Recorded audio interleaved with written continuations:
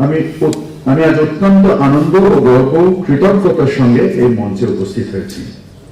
একটি ঐতিহাসিক এবং অর্থনৈতিকভাবে অত্যন্ত গুরুত্বপূর্ণ মুহূর্তের সাক্ষী হতে। ওসমানী আন্তর্জাতিক বিমানবন্দর থেকে সরাসরি ইউরোপের উদ্দেশ্যে প্রথম আন্তর্জাতিক কার্গো ফ্রেটের আনুষ্ঠানিক উদ্বোধন নিঃসন্দেহে আমাদের জন্য একটি যুগান্তকারী পদক্ষেপ।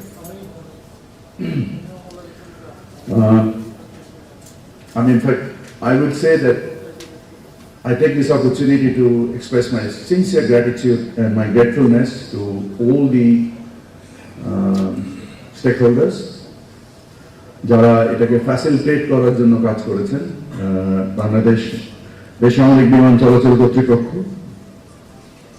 বিমান বাংলাদেশ এয়ারলাইন্স, দেশি বিদেশি উদ্যোক্তা ব্যবসায়ীগণ এবং প্রিয় সিলেটবাসী ও সংশ্লিষ্ট সকলের প্রতি যাদের অকুণ্ঠ সহায়তা সমর্থন ছাড়া আজকে এটা সম্ভব হতো না।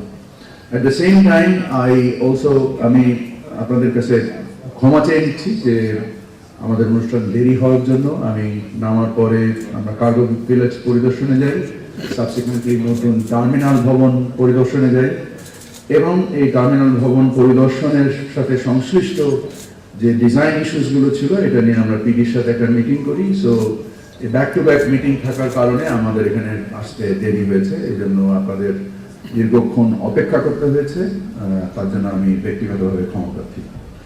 Time is the essence of all, so we must use our time very, very efficiently.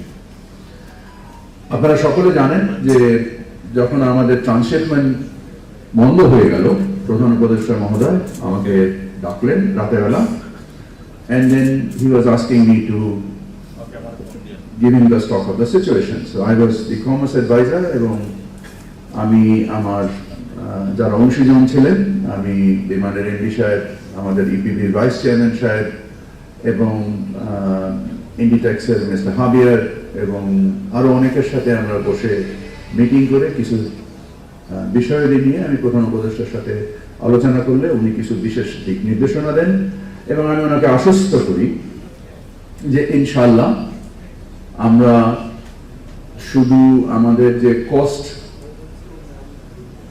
যেটা হয়, যে কারণে আমাদের ব্যবসায়ীরা দিল্লি, ব্যাঙ্গালোর এবং কলকাতা এয়ারপোর্ট ব্যবহার করে, আমরা শুধু ওই কস্ট মিট করব না, আমরা ওই কস্টের থেকেও এক্সিড করব। So our target is not only to meet that cost, we exceed that cost. And inshallah, Allah Rahmate, with all the support of all the other organs of the government, including Ministry of Energy, Minister of Civil Aviation, and I was not the responsible then for Minister of Civil Aviation when I was exploring all this opportunity as to how we can become more competitive. And I have got supports from every organs of the government relevant to this. এবং inshallah, I'm very happy to say as I was flying to Sylhet, আমি একজন cargo অপারেটরের সাথে কথা বলছিলাম এবং উনি practically দেখাচ্ছিলেন যে আমাদের গত মাসের থেকে এই মাসে অলরেডি 37% ঢাকা থেকে ইউরোপে খরচা কমেছে এবং প্রায় 13% আমাদের ঢাকা থেকে যুক্তরাষ্ট্রের খরচ কমেছে এবং ডেফিনেটলি আমি এটাতে সন্তুষ্ট না। I want much more than that. And inshallah we will achieve it with your support.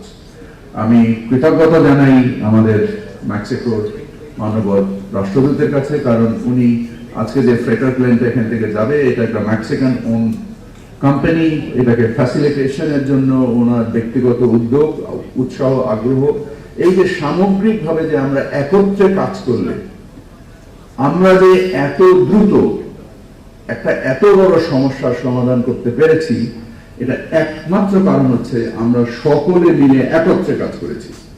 কারণ একার কৃতিত্ব নয়, একমাত্র রূপে কৃতিত্ব নয়। সিভিল এভিয়েশন অসম্ভব পরিশ্রম করেছে, তারা তাদের রানওয়ে নতুন করে ইভ্যালুয়েশন করা থেকে শুরু করে বিভিন্ন রেগুলেটরি যে রিকোয়ারমেন্ট গুলো আছে এগুলোর ফ্যাসিলিটেশন থেকে শুরু করে সামগ্রিকভাবে কাজ করেছে। তো আমি সকলের কাছে কৃতজ্ঞ এই অর্জনের জন্য এবং সিলেটের জন্য এটা একটা ঐতিহাসিক দিন, কারণ স্বাধীনতার পরে আজকেই প্রথম ঢাকার বাইরে প্রথম একটা আন্তর্জাতিক ফ্রেট কার্গো চালু হচ্ছে সিলেট থেকে। সো সিলেটের জন্য একটা অসম্ভব সুন্দর একটা দিন, একটা নতুন ইতিহাস তৈরি হলো আছে। So I'm very grateful to be part of this great history. Okay. At the same time, আমি মনে করি যে আমাদের বিগত ফ্যাসিস্ট সরকার যে আমি বলি উৎপাদনশীল ভাবে ক্রিমিনালাইজেশন করে দিত, দুর্বৃত্তায়ন করেছে, যে দুর্বৃত্তায়নের ফলে আমরা মানসিকভাবে অনেক ক্ষেত্রে সাবঅর্ডিনেটেড হয়ে গিয়েছি।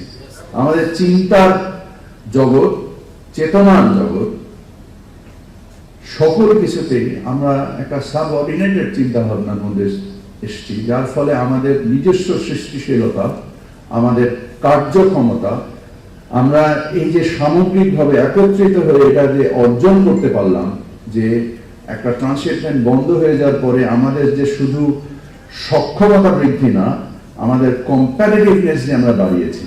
এই ক্ষেত্রে ইপিবি বলেন, সিভিল এভিয়েশন বলেন, মিনিস্ট্রি অফ এভিয়েশনস বলেন, অফকোর্স সাবসিকুয়েন্টলি যে ঘটনাটা ঘটলো সেটা হচ্ছে যে স্যার আমাকে ডেকে বললেন যে তুমি এখন থেকে সিভিল এভিয়েশনের দায়িত্ব পালন করবে। So I was not expecting this to happen, but of course ওনার নির্দেশ আমার জন্য শিরোধার্য, কারণ আমি নিজেকে অসম্ভব ভাগ্যবান মনে করি যে ওনার নির্দেশনায় কাজ করতে পারি। ওনার কাছে যখন কোনো সমস্যা নিয়ে আমরা যাই, ওনার সরল সমাধান দেখে মানে আমি আমার ভাষা নেই, আমি ভাগ্যবান, আমি প্রকৃতভাবে ভাগ্যবান যে আমার জীবনে এরকম একজন মানুষের সাথে কাজ করার সৌভাগ্য আল্লাহ তাআলা আমাকে দিয়েছেন। আল্লাহর কাছে এই জন্য আমি হাজার কোটি শুকর করি। At the same time, I think আমাদের মানে আমি একটা কথা বিশ্বাস করি যে সাফল্য কোনো গন্তব্য নয়, এটা একটি যাত্রা। Success is not a destination, it's a journey. And আমরা আজকে যে সাফল্যটা অর্জন করলাম, এটা কোনোভাবেই আমাদের গন্তব্য নয়, এটা একমাত্র একটা যাত্রা। এবং এই যাত্রায় আপনাদের সহযোগিতায় আমরা আশা করি ইনশাআল্লাহ, আমি যখন দেখি যে আজকে বাংলাদেশ থেকে যারা মরুভূমির দেশে কাজ করে 10 বছর, 5 বছর, 7 বছর, 6 বছর, বউ বাচ্চা থেকে বিচ্ছিন্ন অবস্থায় থাকে, দেশে এসে তার পরিবারের সাথে একত্রিত হয়ে আবার যে ছুটে যাবে, এই খরচাটা নেওয়ার সক্ষমতা তাদের নেই। কারণ আমাদের বিমানের ভাড়া বা আমাদের দেশ থেকে যাতায়াতের যে বিমান, শুধু বলবো না, মানে অন্য অল আদার এয়ারলাইন্স আমরা যদি কম্পেয়ার করি, it is unreasonably high and we need to understand why. নিয়ামক সমূহ কি? এই নিয়ামকের ভিতরে যতগুলো নিয়ামক আছে, we need to work collectively. আমরা যদি আন্তর্জাতিক ফ্রেট কস্ট 37% অলরেডি কমাতে পারি মাত্র 2-3 সপ্তাহের ব্যবধানে, এবং আমি মনে করছি যে এটা থেকে আরো অনেক কমবে ইনশাআল্লাহ। আমরা মনে করি যে আমাদের বিমান বা আমাদের বৈদেশিক যতগুলো এয়ারলাইন্স আছে তাদের খরচা কমতে হবে, কারণ এই অমানবিক জীবন, এই যে সামাজিক দায় তৈরি হচ্ছে, একটা পরিবার আর একটা তার পরিবারের প্রধান থেকে 5, 7, 10 বছর ধরে যে সে তার পরিবারের সাথে মিলিত হতে পারছে না, এই অনৈতিক দায়টা কেন রাষ্ট্র নেবে? আমাকে যে জিনিসটা অসম্ভব রকম চিন্তিত করে যে কেন এরকম ঘটনা ঘটবে, কেন এরকম সামাজিক মানে মানে এক গুটি কয়েক লোকের মুনাফার জন্য আমরা লক্ষ কোটি মানুষ তার শিকার হবে। ডেফিনেটলি এটা হতে দেওয়া উচিত নয়। আমি মনে করি যে আমরা সামগ্রিকভাবে কাজ করব এবং ফ্যাসিস্ট আমলের অর্জিত দায়, আপনারা জানেন যে বর্তমান সরকারকে নিতে হচ্ছে এবং সেই দায়, অনেক দায় তাদেরকে মেটাতে হচ্ছে, এবং আমরা তারপরেও এবং আমরা যত ধরনের, আমি যখনই এখানকার অবকাঠামোগত, শুধু এখানকার অবকাঠামো না, অন্যান্য যত এয়ারপোর্ট হচ্ছে, আমার থিওরি ইজ ভেরি সিম্পল। সেটা হচ্ছে আমার ব্যয়ের উদ্বৃত্ত থাকতে হবে।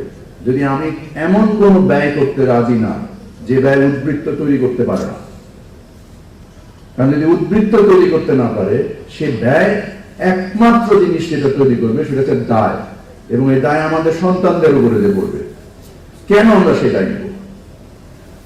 ইনশাআল্লাহ আপনাদের সকলের সহযোগিতায় একত্রিতভাবে আমরা দেশকে আগিয়ে নিয়ে যাব। আমরা আপনাদের কাছে দোয়া চাই এবং সবার কাছে কৃতজ্ঞতা জানাই, এবং আবার ক্ষমা চেয়ে নিচ্ছি দেরি হওয়ার জন্য। আশা করি ইনশাআল্লাহ পরবর্তীতে আমরা আবার আরো বেশি সময়ানুবর্তিতা মেনটেন করব এবং আমরা আরো বেটার কিছু অ্যাচিভ করব। সকলকে অসংখ্য ধন্যবাদ। আসসালামু আলাইকুম রহমতুল্লাহ।